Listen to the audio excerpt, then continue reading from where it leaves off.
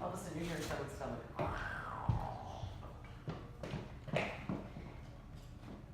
Have you ever wanted to plant homegrown veggies, but were worried about the chance of a mid-May frost and a short growing season?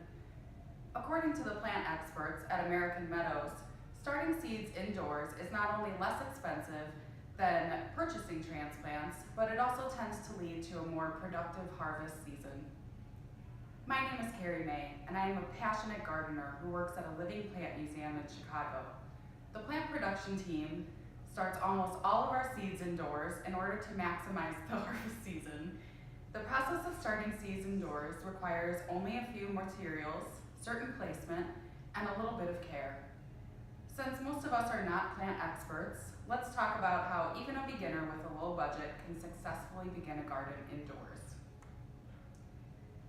There are only a few inexpensive materials you will need to start growing your vegetable or flower garden indoors. According to Mother Earth News, you will want to start your seeds in a container that can hold 3 to 4 ounces or about half a cup of seed starting mix. Examples of ideal seed starting containers include small clay pots like this one, store-bought seedling trays and containers, Dixie cups, or even recyclable containers. Drainage is vital, so make sure your container has holes in the bottom, and if you're using Dixie cup or yogurt containers, punch holes in the bottom. So this cup already came with a hole in the bottom. The Gardener's Supply Company recommends using seedling trays for your potted seeds for easy watering. Fill your containers with firmly packed seed starting mix. Start your seeds off in a potting soil specifically made for growing seedlings. Starting seeds in a fresh, sterile seed starting mix will ensure healthy, disease-free seedlings, according to the Gardener's Supply Company. The gardeners at American Meadow agree that those seed starting mixes do not contain any actual soil. They provide a good balance of drainage and water holding capacity, along with reducing problems with disease on vulnerable seedlings. The last essential is the seeds you'd like to plant. Vegetables are a popular plant to start by seed because they are usually $2 to $5 per plant, when you could just buy a $1 pack of seeds and have a whole row, according to the article about starting seeds in the St. Paul Pioneer Press. While many modern seeds withstand disease well, heirloom vegetables tend to have better flavor, and they have not been genetically modified. Now that you've got all the necessary materials, let's talk about placement. Not only is the placement of the seeds in the pot important, but the placement of the pot is crucial as well. Most seed packets will list the correct depth and planting instructions. So here's my seeds, and I've got the instructions on the back. And these are tomato seeds.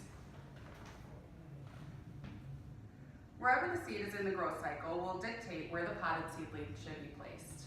According to an article in the Pioneer Press, direct sunlight may be too strong for the tiny plants at first, so it's best to keep them out of the direct sunlight while they are pollinating. Once the seed sprouts and develops leaves, it can be placed in a windowsill. When there is no chance temperatures will drop below 50 degrees Fahrenheit and the seedling has leaves, it can be transported to your outdoor garden. You've got your seeds, soil, pots, and know where to put them. Now we can talk about how you will take care of them. Seeds aren't as finicky as one might think, and with a little bit of care, water, and air, they will do just fine. Know when and how often to water for a successful seedling. According to the Gardener Know-How website, the exact watering schedule will depend on how warm the room is and how much light the seed is getting. Generally, seeds should be watered when the surface of the soil is dry to the touch. Consider using fertilizer to maximize the health and growth potential of your seedlings. Fertilize your plants weekly. Organic fertilizers provide a wide range of nutrients. Thin out your seedlings as you only want one seedling per pot. According to the gardeners at American Meadows, you should choose the healthiest and strongest looking seedling to keep in the pot. From my personal experience, a lot of time pots will have 1 to 3 sprouts to start. Snip off other seedlings and discard them. Though attention to detail is important in starting seeds indoors, with the right materials, certain placement, and a little bit of care, anyone can do it.